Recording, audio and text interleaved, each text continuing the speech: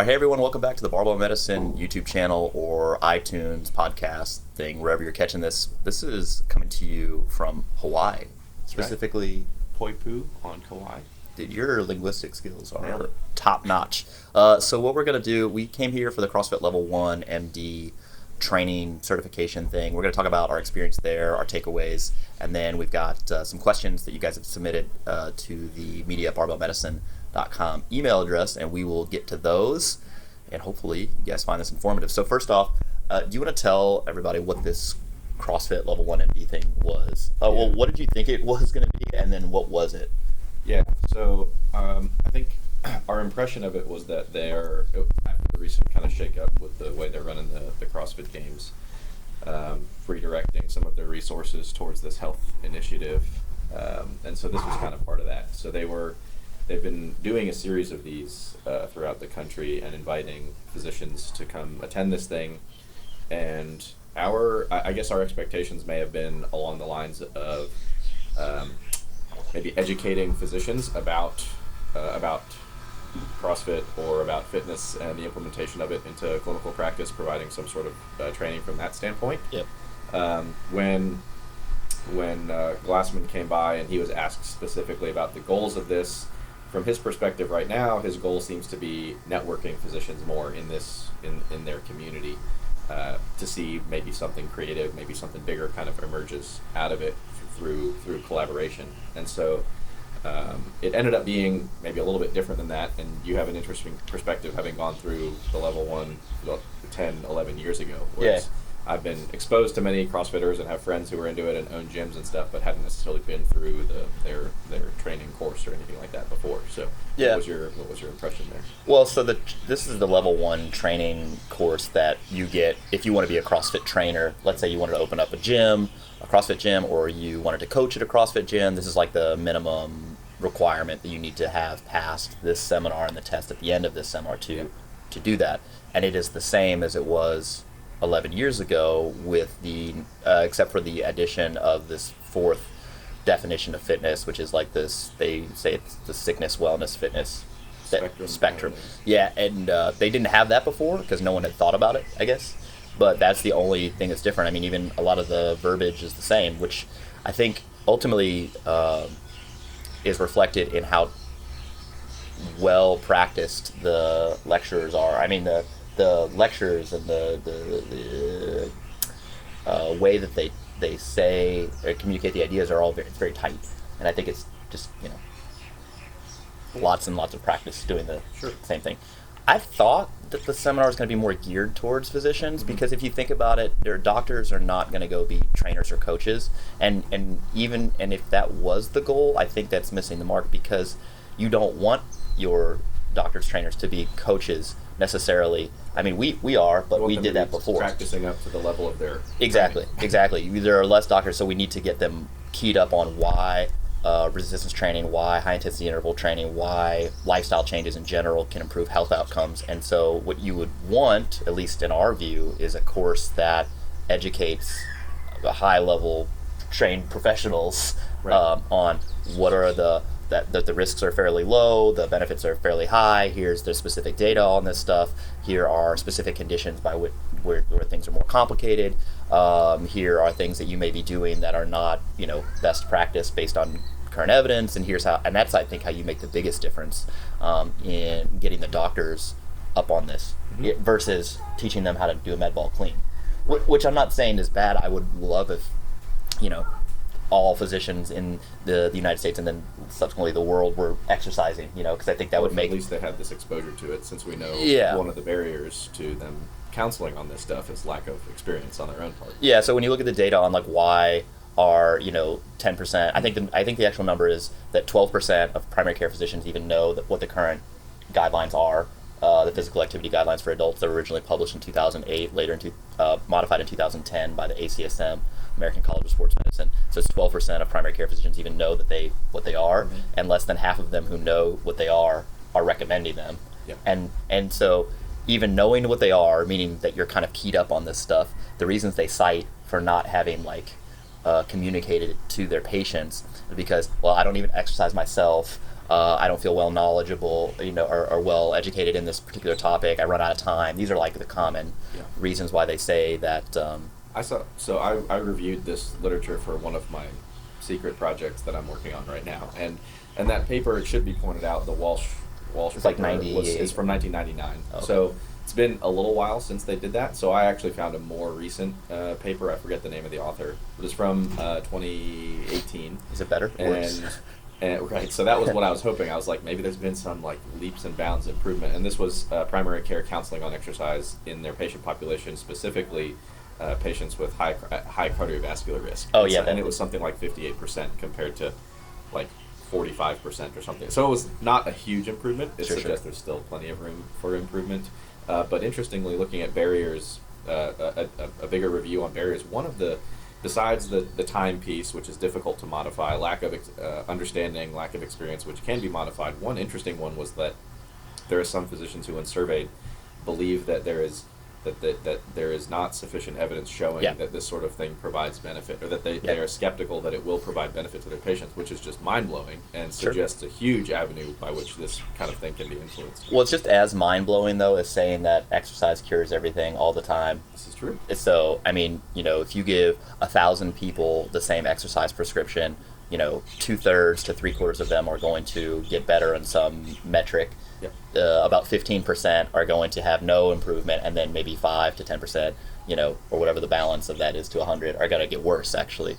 And so that's whatever the standardized intervention that you're providing is, regardless of, it could be the most theoretically optimal program. Sure. And there are going to be people who don't respond. Yeah, due to the inter-individual variances and how people adapt, and just the nature of disease. For people who are interested in this topic, as we are, and who may remain skeptical that there can be such an intervention that might not work for every single person that it's administered to, you can go to one of the recent editions of the Frontiers in Physiology journal, where they talk about inter-individual variation in response to exercise. There's it's like a theme issue with multiple articles. Yeah, there's 56 articles on that topic within it. So go there. So anyway, overall takeaway. What we'd like to do is have a CrossFit Barbell Medicine certification. I mean, if the only way that we would be useful in benefit, symbiotic sort of relationship, would be that we would get to use more of their resources, their platform, their audience, to expand our message, and that they could use our very niche skill set to do what they want to do. I mean, I think if you want to get to the doctors, you want to get Greg estimates that there's 20,000 CrossFitting physicians in the United States, and that's the place he wants to start as far as getting them keyed up on this stuff. The solution to getting them to be, we'll call it exercise viridae, to basically thought viruses, basically. What the idea is that they're in their own practices and they get to disseminate information to their colleagues, peer to peer. The idea would be that you need to educate them on what the evidence says, what are some sort of complications that we see, what are the objective markers that you're looking for. Just a whole bunch of stuff that is not at all addressed at the CrossFit level 1, because it's not for that population. It's for trainers who want to train CrossFit, and which is fine. That's just it's a separate deal. So the way I would do it, it's a CrossFit Barbell Medicine cert, where it would look similar to our thing right now, except for we get more resources, so we get to do, it would speed up our sort of development process of the seminar, in that I think we could get CMEs approved faster, we could get additional staff trained faster. Yeah, I mean, that's kind of when you mentioned what you thought the goals should have been, that's basically a description of what we do at ours in terms of educating it's just on the evidence and the data on common comorbid diseases and things that affect a lot of people, and how they should be managed in clinical practice and in a coaching practice. We kind of address that whole thing that would bring a physician as up to speed on this stuff as can be accomplished, I think, in a matter of a seminar like this, without reading thousands and thousands and thousands of papers. Yeah, so anyway, hopefully we'll be talking with Greg pretty soon, and maybe it'll be a collaboration, maybe not. Worst case scenario is nothing changes, and we just keep growing the way we've been growing. Yeah, exactly. Keep living our life. So I don't think that I'm going to convert to CrossFit. As far as it was kind of funny. So going around the room, and they're like, who's been doing CrossFit for more than 5 years, or 3 to 5 years, or 2 to 3 years. Yeah, we're waiting until the end. We're like, well, we actually don't, but Oh. You know, but there were some interesting things coming away from it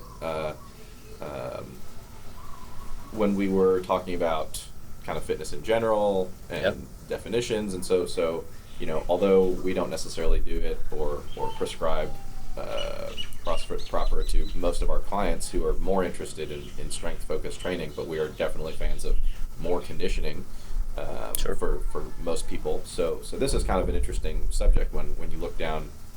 There are different models and definitions of fitness, and you talk about, like, for example, starting the first model with like the 10 physical characteristics that everybody's familiar with, right? And so one of the things that we were kind of batting back and forth between ourselves was the idea that they, at least explicitly, they seem to want to place somewhat equal emphasis on all 10 of those things. Right, it's like a 10-band equalizer, but they're all maxed. Yeah. Or, yeah. To the extent that they can be. Sure. So, but whereas, you know, our approach or what we were discussing between ourselves afterwards was more like, well, we kind of tend to look at evidence on this stuff. For example, the very large, robust data set that there is correlating strength with mortality, for example. Mm-hmm. Similarly, there's the same thing with cardiorespiratory fitness, quote-unquote conditioning, endurance, stamina, whatever characteristic you want to label it, and mortality. Whereas the same can't necessarily be said for something like flexibility. I don't even know how you measure agility and correlate it with mortality. It's just a t-test. It's a t-test. You have your like 75-year-olds running cone drills or something. So you know, the places where, you know, we have the biggest potential to influence morbidity and mortality being things like strength, conditioning, power. Even there's evidence on that kind of thing in terms of rate of force development in older folks, arguably being at least as, if not stronger, correlate in some situations than strength. Yeah, if you measure strength as a hand grip dynamometer. Sure. And so that's kind of where we prefer to focus our resources more than trying to, you know, equally maximize all of these things. But just an interesting conversation. Yeah, like I said, I think I told you during the lecture, I don't dislike the fitness definitions, and it's just the way of getting there and sort of parameters you're looking for that improve are maybe just a little bit different. And, you know, but that's, our difference of opinion is by degree, not necessarily like that's dumb. And so I think my biggest sort of message about the CrossFit seminar, again, having gone through it twice now, spread by 10 years or so, if you don't like CrossFit and you're on the internet speaking negatively of CrossFit, I would advise you to stop, because they're not your enemies. Your enemies are the people who don't believe that exercise or training can help improve health outcomes.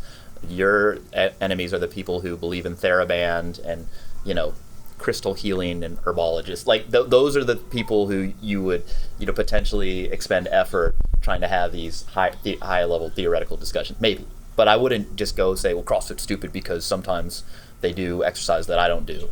It's like, well, yeah, but they train with barbells. They revolutionized the equipment industry for all of us. They brought more people into training than anybody else. They're actively trying to do good things in the community. And just because we disagree on the methodology that we'd like to use, I think that we have more in common than we do than disagreements. Just from a broad perspective. Anyway, the last thing, this is the postscript. To get the doctors, I think you'd have to have peer-to-peer learning with a lot of data, and I think because people who are going to wholesale reject the data, you know, and say, this is useless, we're just gonna conjure this stuff up, you know, by ourselves, are a little more fringe, but they're already bought in, you know, to this idea on some level. They don't necessarily care that what the data says, because they're using their own experiences and stuff like that. But to get mainstream docs to buy into this, you get, you know, your urologist who's been steeped in doing the same thing for 20 years, who may happen to do CrossFit, to get them to be converts.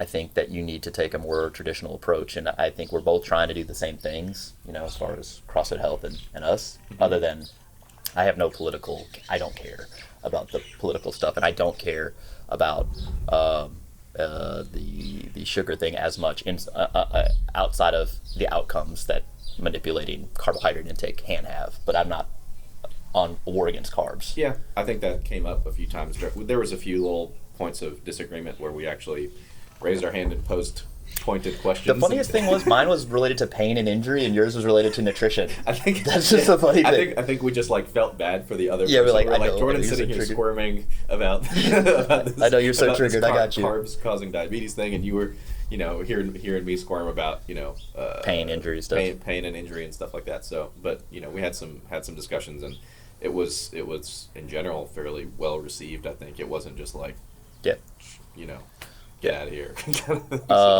So I probably wouldn't recommend people going to the level 1 unless you want to train CrossFit or you're really interested to know more about CrossFit. I mean, if that's your thing, you just want to know way more, then this is the place to go. If you are a healthcare provider and you want to get the latest information that's up to date on how lifestyle change and resistance training and stuff can improve your patients' outcomes and how to recommend that and everything else. That's what we do. That's what we do. So would we like to have CrossFit's audience and resources and everything else? But we'll have to see if that's something that comes down the line. But Greg seemed to like us. Seemed like it. Yeah, he's like, let's work together, man. Let's do our thing. So we'll see. All right. So. We also wadded. Oh yeah, we did 2 wads. That was my first and last wad for a little while. Yeah, we had enough. I just liked that the last one. So the first workout was thrusters and burpees. What was it? 15 thrusters, 10 burpees, 3 rounds. And then the second one was like an AMRAP, like med ball cleans and sit-ups. Felt a little silly. But, yeah, whatever. The funniest thing was you and I were just like talking to each other in the corner doing this thing, and people were like, going crazy, which is great. That's fine. But both of us were like, we gotta like train tomorrow. I gotta go train tomorrow. Yeah. Yeah, but which you did well. So if you see the other training vlog, you'll see that we actually did. Performed fine the next day. Yeah, maybe even above average. Yeah. Okay, so this is a good place to stop. We're going to bring you a short commercial break about the Barbell Medicine Seminar since we've been talking about it, and we'll be right back with your questions. All right, welcome back to the Barbell Medicine YouTube channel or iTunes podcast situation. I don't know where people are getting this thing from, but this is the second part of our Hawaiian adventure podcast. Brocation. So we're going to answer some questions that you guys submitted to to the media at barbellmedicine.com. Email address. I curated these last night thinking they were some good questions that we could talk about. So first question is from Pat. Pat says, I have re-injured my hamstring at the iliotibial band insertion, which is Gertie's tubercle, for the second time in 6 months. I'm on the 12-week strength program. At this rate, it's going to be a 52-week program. It took me 4 months last time to get back to normal. I re-injured it the same way on the concentric part of the deadlift right after breaking the floor. Do you have a certain regimen, etc., I should follow? So I'll just start this out. It is highly unlikely that you can tell with any reliability that you've re-injured your hamstring at the insertion, its anterior insertion on your leg.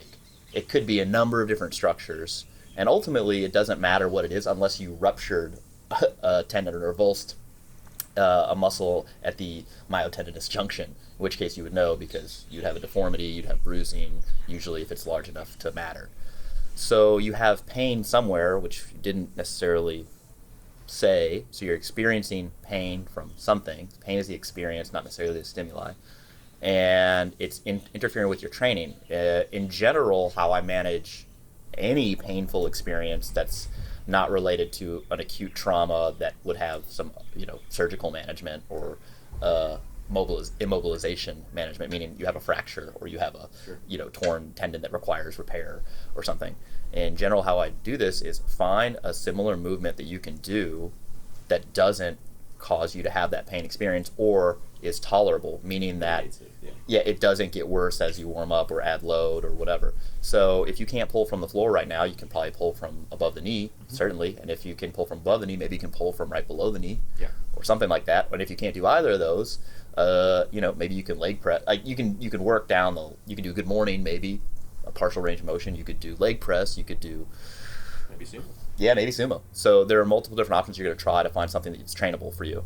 And the good thing is, if you're not going to go compete, it doesn't matter if you can do a conventional deadlift from the floor. I mean, really, we prefer it just due to our own biases for training. I think that was the point that I was going to make, is if you plan to compete, then the long-term goal, since you're not going to compete, week 2 after this thing necessarily, but the long-term goal should be to get you training productively, tolerating the positions and the movements well, so that you can train them with sufficient volume and intensity to go perform well at your meet. But if you're not, a competitive lifter in the USSF, where only a conventional pull from the floor will do, right? Because perhaps you could tolerate a sumo. Or if you're not going to compete at all, then just recognize that the height of the barbell off the floor is the completely arbitrary consequence of standard plate diameter. Yeah, which has changed over time anyway, but now we've all agreed to be 450 millimeters. So. Right, so you have a 450 millimeter plate diameter.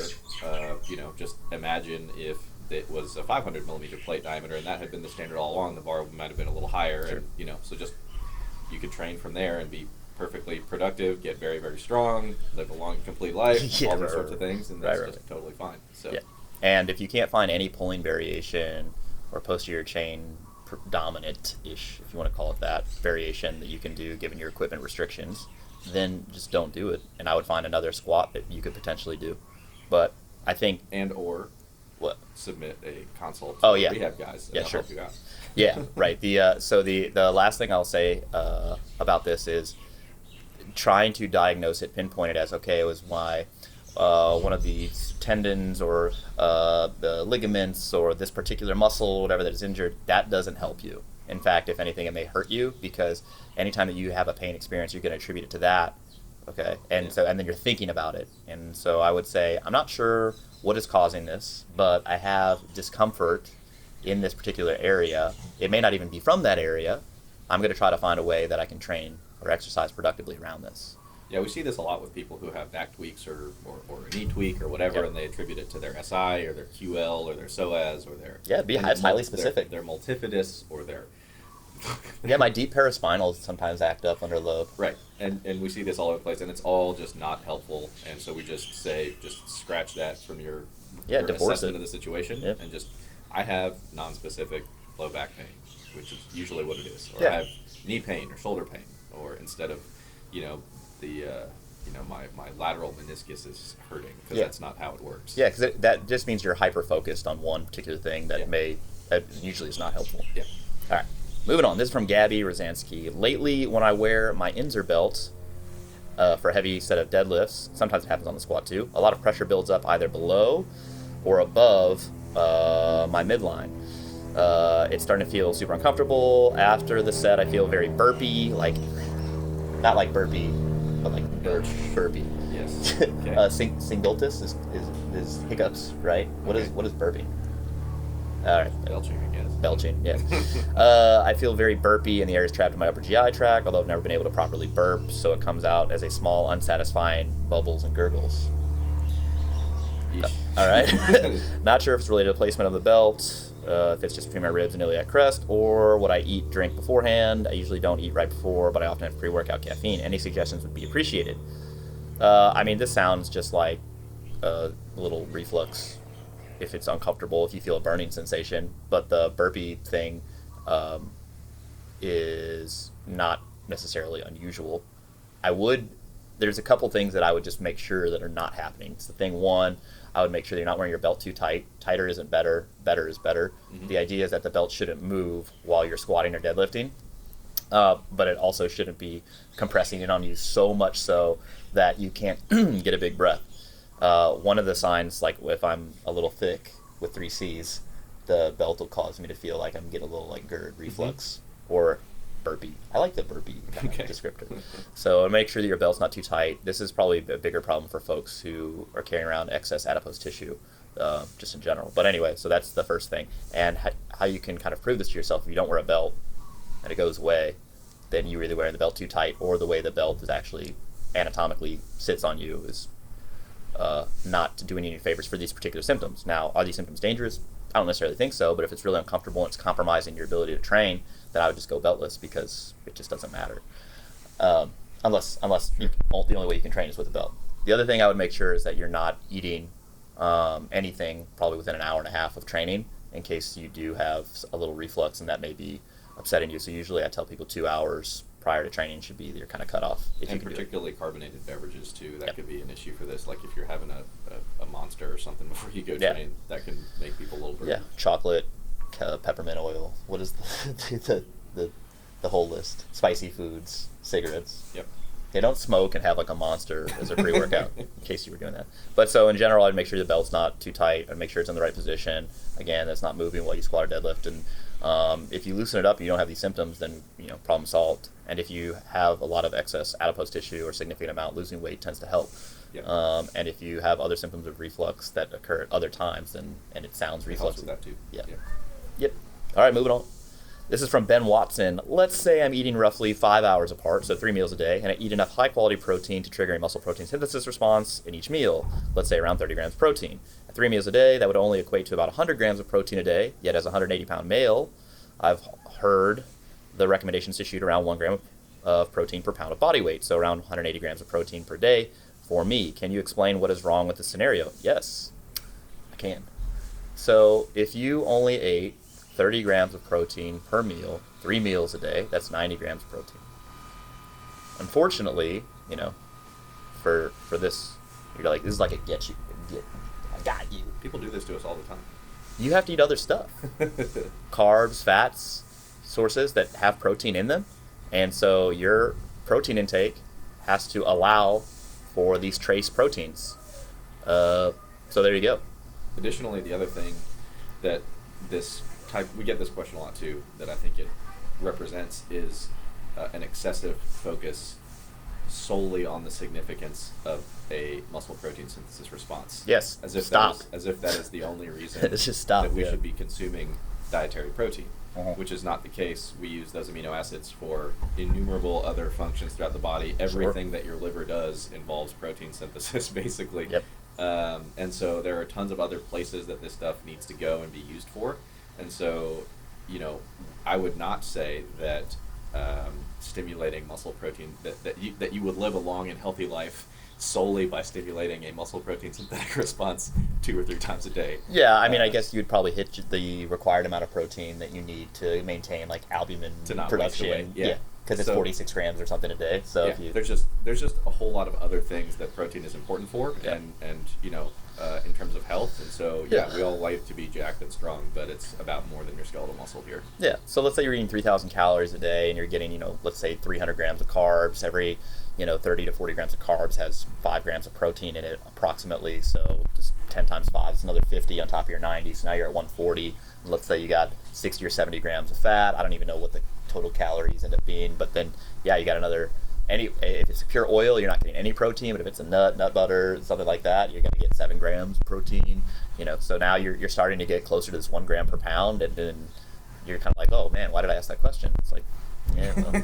It's not that it's a bad question. It's just that you have to go further. You have to describe in a way where you can only get 90 grams of protein a day while eating 3,000 calories a day. And still generating the muscle protein synthesis response that you deem to be so important. Because what happens is, if you don't allow for trace proteins, well then your protein intake from high quality sources that contain all these essential amino acids and high contents of leucine, valine, isoleucine, the BCAAs, those will go down because you have not made enough room for the trace proteins. We don't eat bowls of macronutrients. I speak for yourself. We eat foods. That's actually the cereal that I love. It's Frosty Macros. Kellogg's Macros. Yeah, that's right. That's next. We need to trademark that. All right, this is from Justin Ching. Next question. When doing cardio on GPP days, would it be of benefit or detriment to my goal of getting stronger on the main lifts if I performed my steady state cardio work at a higher RPE than the prescribed 6 to 7? So like 8 to 9. I mean, yes. Next question. Well, yeah. You're asking if doing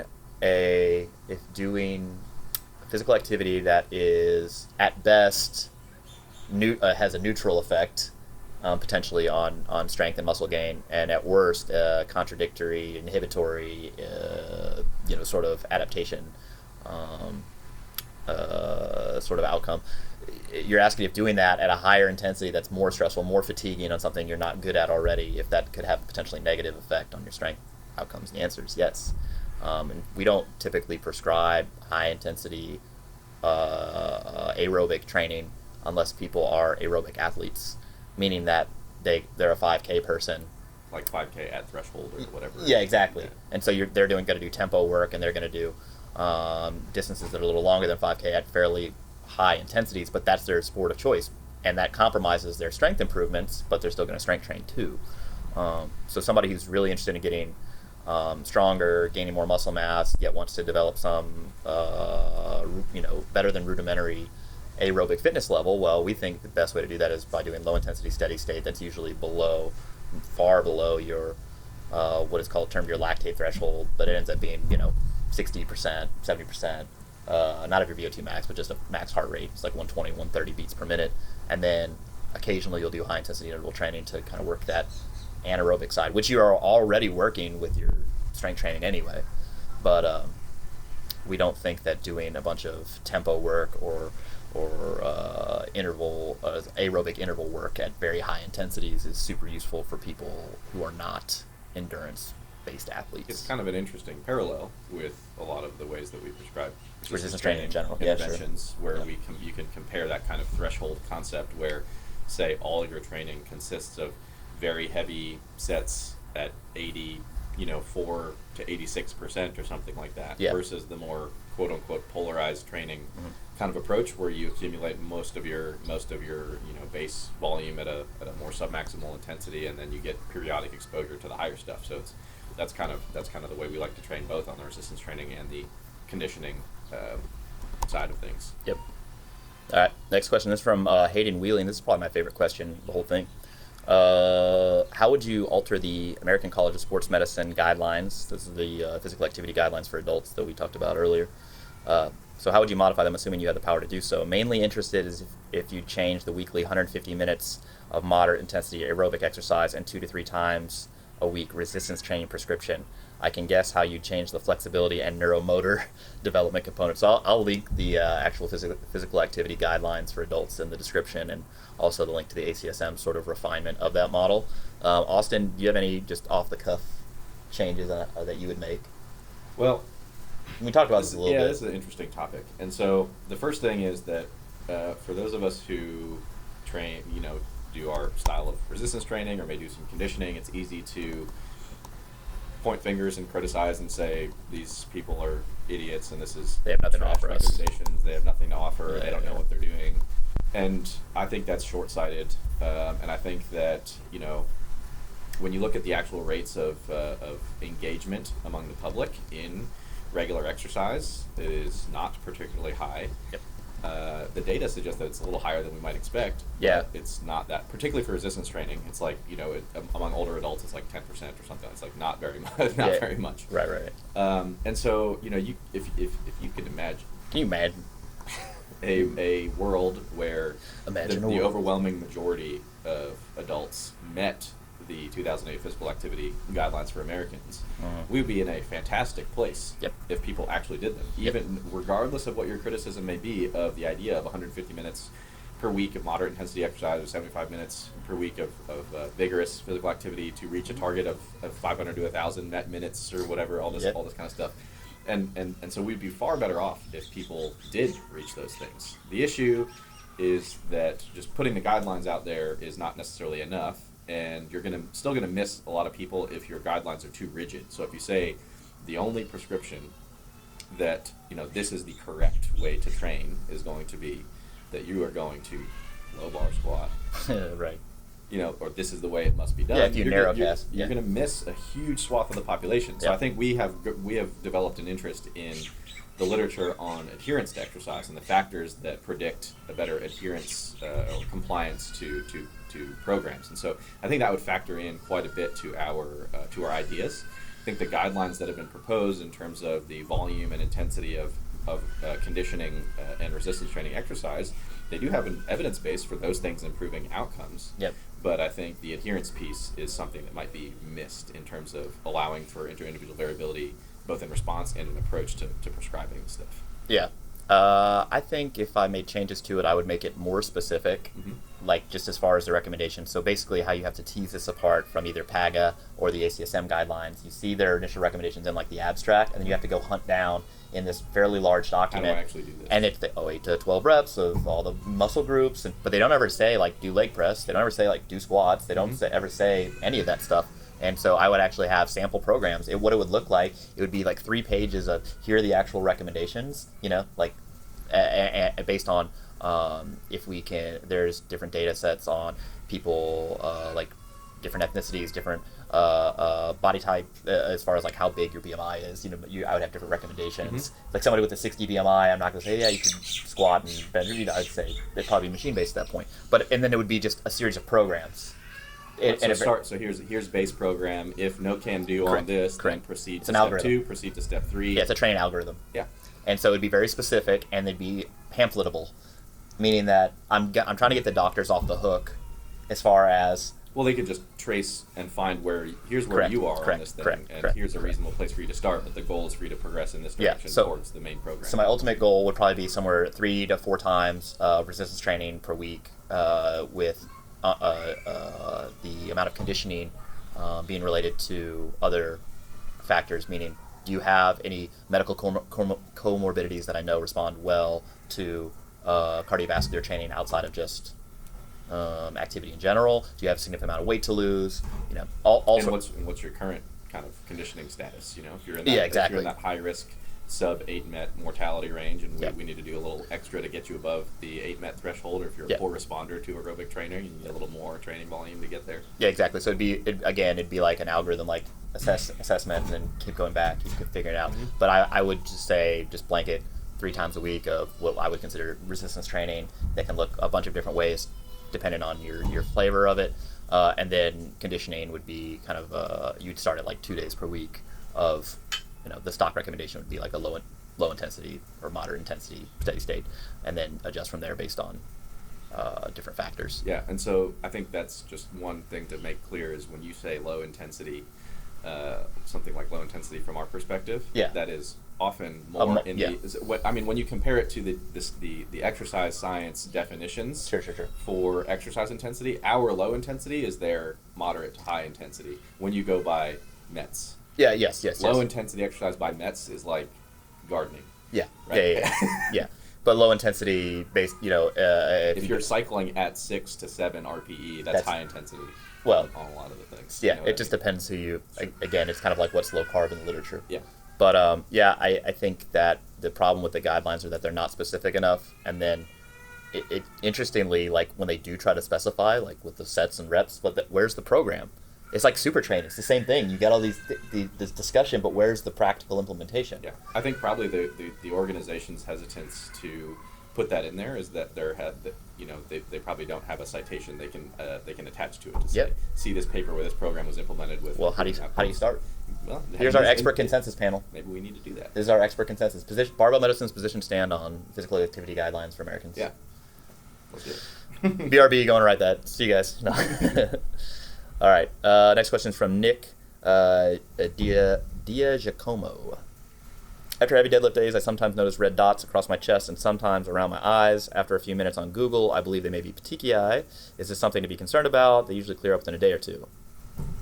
I wouldn't be worried about it. Yeah, if you start getting spontaneous petechiae or spontaneous bruising or bleeding from your gums and stuff like that, that's a reason to go see a doctor, potentially referral for hematology evaluation or something. But just after deadlifting, happens to all of us. Not a big deal. Yep. The only time I wouldn't worry about it, even just having the experience of petechiae post training. But if you feel like if it's happening to somebody who's got high blood pressure or that's poorly controlled, or somebody who's got other metabolic conditions that are poorly controlled, it's not that you're going to have them stop training or alter management of training because of that. You're just saying, hey, look, man, go get checked out. Yeah, and there are other things we probably need to do, like lose weight, start conditioning, alter the diet, etc., not just ignore these. What is the result that you get it more than normal because of these other medical comorbidities? Now, if I'm talking to this guy and he's got a waist of 36 inches at 200 pounds, I feel pretty comfortable that it's probably not that, unless you have got a poor, got dealt a poor hand genetically and other things. But just wanted to throw that in. If you're significantly overweight and you're getting a lot of petechiae, it doesn't mean stop training, but it does mean that you could probably improve the relative incidence of petechiae if you were a little lighter.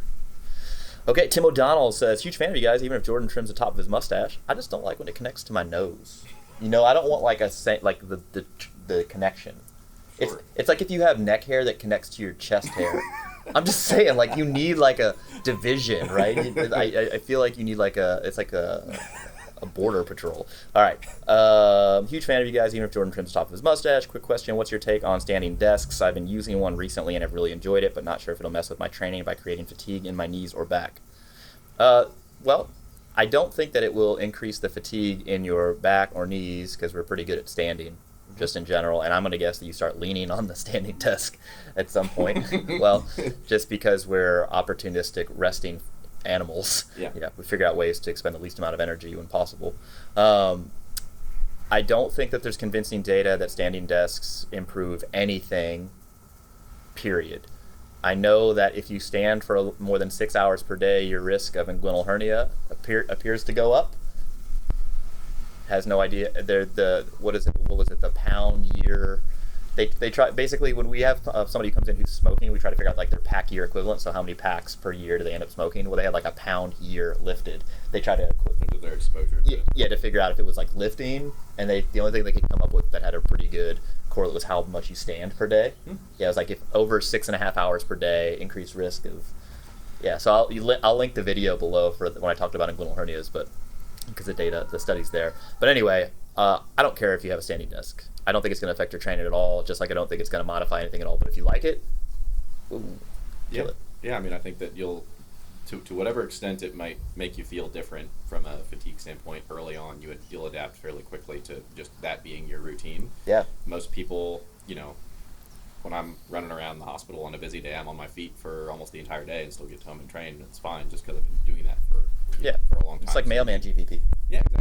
So you can adapt into that kind of thing. I mean, there is some data on like the relative differences in caloric expenditure between sitting all day and standing all day, and it's more than you might think. But I don't think that we have, as you said, compelling evidence that results in drastically different weight outcomes or something like that. But if it makes you feel good, it doesn't cause you significant problems, and you like it, then cool. But I wouldn't worry about it. There you go. See, if something makes you feel good, the relative risks are low, then we're kind of like, cool, man, knock yourself out. Yeah. But if it's hurting and you, you're willing to spend the money on the desk. Yeah, that's what I'm saying. Yeah, if it has a high potential harm to you or others, then I think we're less willing to be like, knock yourself out. Yeah.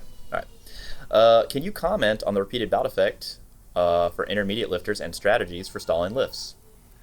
Let's talk about the repeated bout effect for the first one, because the second portion is like, hi, please describe programming to me in its entirety. Yeah. So let's be explicit with our definitions. So in the literature proper, repeated bout effect refers to the adaptive response to exercise such that muscle damage is attenuated on subsequent exposure to the exercise. So lots of big words there. What that means is on your initial exposure to an exercise stimulus, whatever that stimulus might be, but particularly higher volume or higher velocity or higher intensity or high eccentric component exercises, or some folks who have myopathies or certain genetic conditions can predispose them to getting more muscle damage. And muscle damage is theorized to be one of the main contributors to post-exercise delayed onset muscle soreness.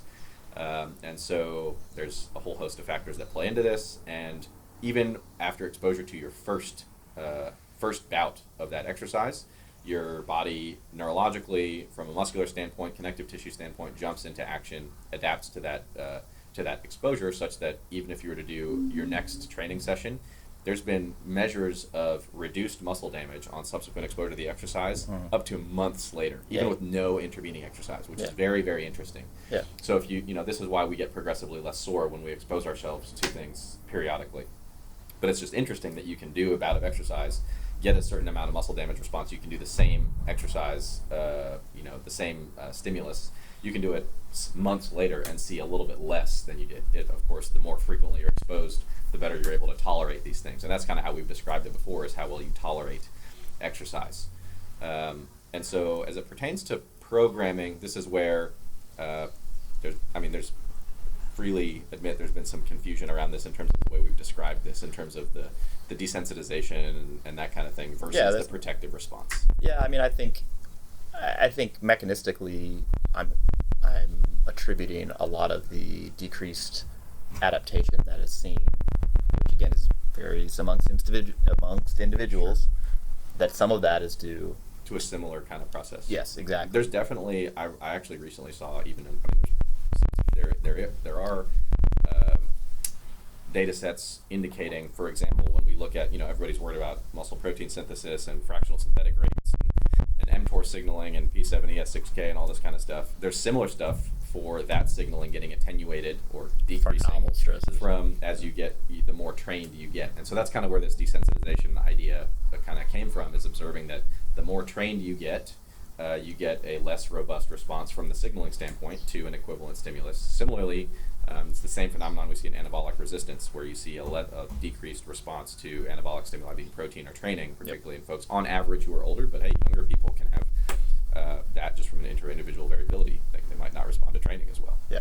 I think that you use RBE and the theory, like the knowledge of it being a thing in training, by leveraging it to your advantage, meaning that if you were trying to improve somebody's training outcomes, you wouldn't necessarily want to switch to all new variations that had no similarity at all, and therefore their RBE would be abolished because they would get very, very sore. This compromises hypertrophy outcomes. This compromises or basically changes the total fatigue generated per week greater than you would predict. So even if the reps were the same and the sets were the same, the relative intensity of exercise was the same, but all the exercise variations were different with minimal similarities between the previous exercise and the new exercise, the fatigue would jump by leaps and bounds, and you might not want that. Chasing muscle damage as an outcome in and of itself is probably not a good idea. Correct, yes. And that being said, if you have exercise variations with low amounts of similarity to stuff you've done before, then the increased muscle damage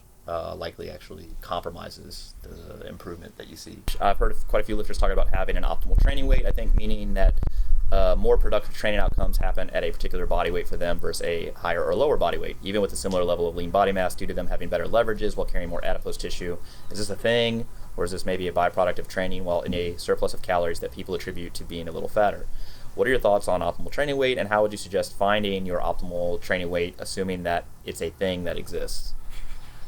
Yeah, I actually just don't think that it exists. I think people will have different responses to certain training interventions and attribute all sorts of other things that were going on as contributors to the success, even though the programming just happened to be right at the time, or their training environment, or their mental mood state, or motivations to train resources just happen to be optimized. I think this assumes that somebody's not drastically underweight or not drastically overweight, where it actually compromises their leverages.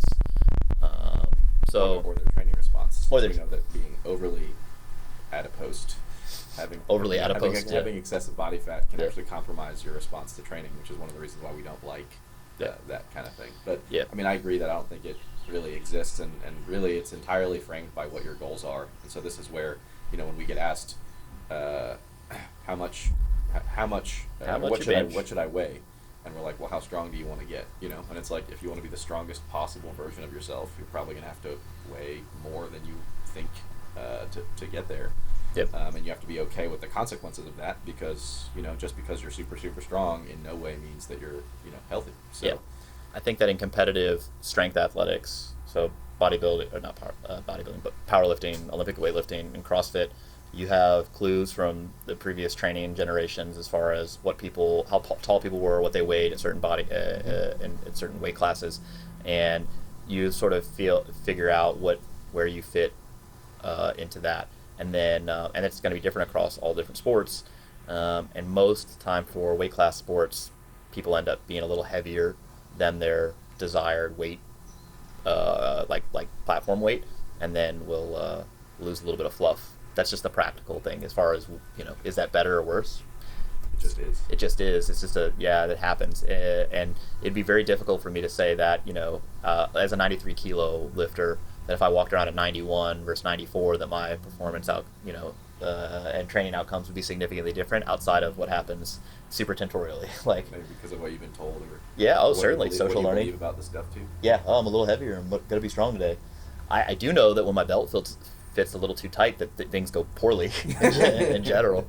So, I think it's based on your expectations, previous experience, and then as just a practical takeaway, sure, optimizing your lean body mass within a certain weight class is probably useful, but take cues from history on that. Hi, Jordan. I was at the seminar in Brooklyn, which, by the way, was awesome to experience and learn. Would recommend 10 out of 10. Thanks. While I was there, I recall someone asking about developing food sensitivity, which I think you replied with, that's typically not what happens. It's most likely a different underlying issue. So with that being said, I bought some Whey RX, and it gives me the same issue any Whey does, which is stomach cramps that are really debilitating over the course of 45 minutes or so. I've never had an issue with Whey until last year when this started happening. Is there anything that I can do, or should I just try a pea or plant protein? I really want to be able to incorporate some Whey in my macros, but this issue makes it negative more than a positive. Also, not allergic to any lactose or milk-based products. Yeah, that's strange, man. Well, there's no good physiological reason for that. I mean, if you don't have a dairy protein allergy, which would manifest as a protein allergy to any... Like if you can drink a glass of milk and be fine, and then you take a little Whey. Yeah. You know? I wonder if maybe it's a dose kind of thing or something like could that. Could be. Or, I've not heard of people having a bona fide dietary allergy to...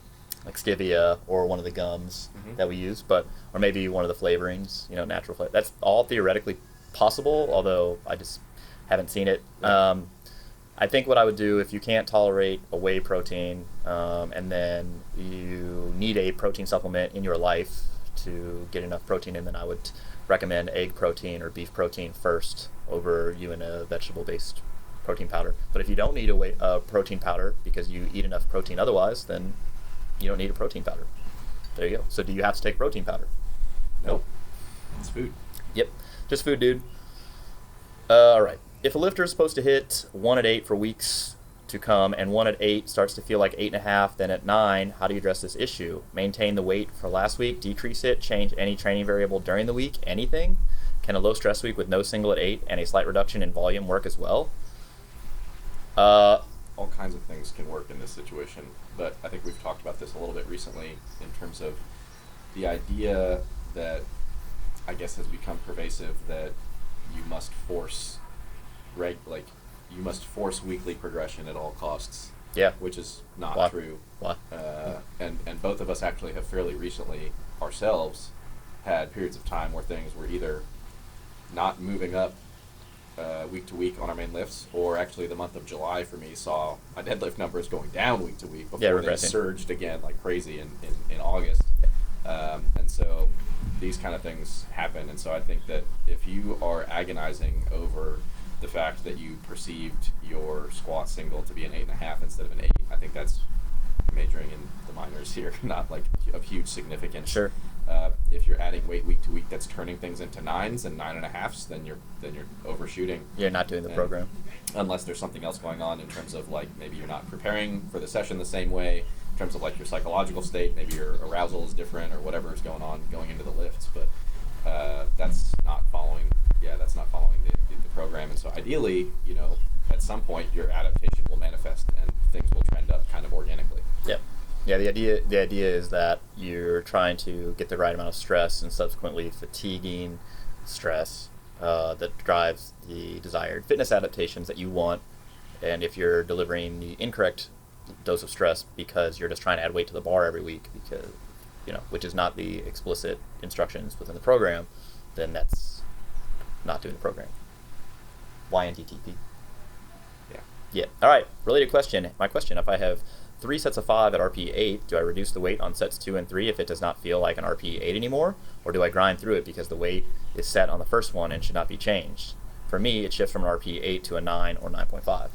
Yeah, so you should take the weight down so it's approximately an RPE 8. Yep. This assumes that you're resting the same amount between sets, yep. That you didn't actually overshoot the first one. In general, RPE 8 sets are repeatable, in general.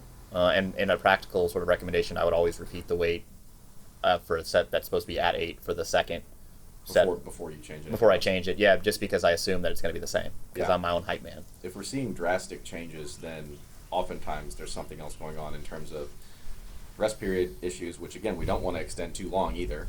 Work capacity or conditioning issues, insofar as you're able to tolerate these repeated efforts during a particular training session. Yep. Maybe a difference in psychological approach to the bar, maybe a little technical issue manifested that made a rep harder than it needed to be. Those are common things, but very often when people have been coming from a very low volume training approach with 10 plus minute rest periods, and they come and they try to do this, and they're like, man, this is, things are getting harder quicker. Yeah, then that's a perfect opportunity to kind of standardize as much as you can and take the weight down for subsequent sets as needed, and then all this stuff kind of comes out in the wash in the long run as you adapt and get better kind of inter-set or intra-workout kind of recovery capacity, work capacity kind of stuff. Yep. All right, last question. It's from Jamie Douglas. I've been powerlifting with my husband for about 9 months. We are both former athletes and have been weight training for over 15 years. We are not new lifters by any means. My question is about hormones. Would there or could there be a big change in hormone levels, blood sugar, or insulin due to the amount of weight we train with now? For example, back in January, I struggled to deadlift around 305 pounds, and last week I was able to hit 385 pounds at RBE 8. Must be on a barbell medicine training program.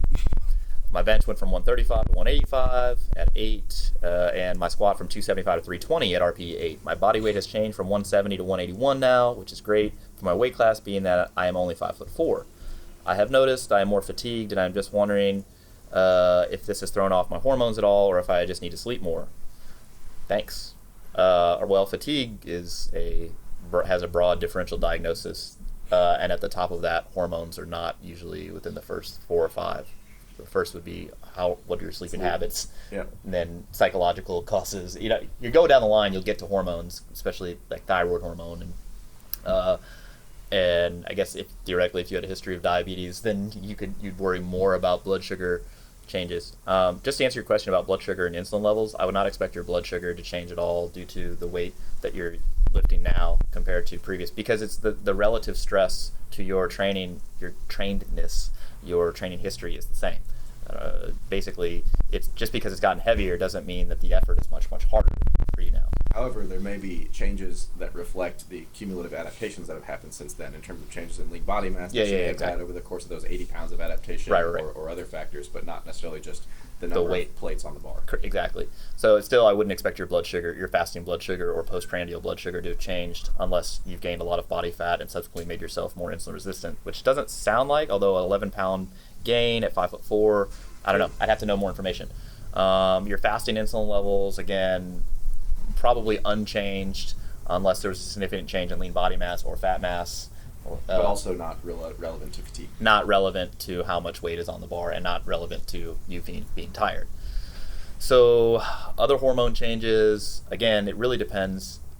Did adipose tissue, fat tissue go up? Lean body mass, did that go up or down? We would expect it to go up if you're training and gaining weight. Let's talk about this. What if she has, it's a she, right? Yeah. Okay. What if she has read on the internet that this could be related to her cortisol?